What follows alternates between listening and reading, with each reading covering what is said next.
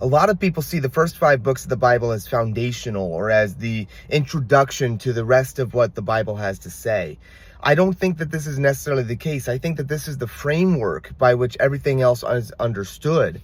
So instead of using this as kind of the introduction so that the rest of the story makes sense, I see this more as everything else is an interpretation of it. The prophets, they're calling people back to Torah. They're calling people back to the covenant. They're not adding new things. They're giving interpretation. They're enriching. They're deepening the understanding. They're progressing the understanding, but they're not changing anything. They're not adding anything. They're consistently calling the people back to the Torah, back to the covenant that was established within the first 5 books. Jesus did not come to take away the law, to take away the Torah, or to make the first 5 books obsolete. He came to fulfill them. The Apostle Paul is constantly quoting from the Old Testament and constantly quoting from the first 5 books of the Bible. He uses it as the very framework from his understanding of theology.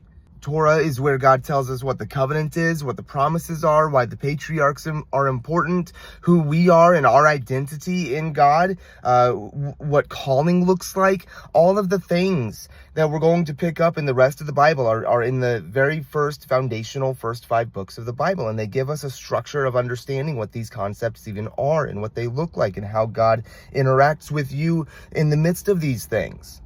All of that to say that if you don't understand Torah, though you might come to really great understanding, and though it might be very enriching and deepening to you, you're not going to understand the full framework, and that's going to hinder you from finding the fullness that you might be able to find in Christ otherwise.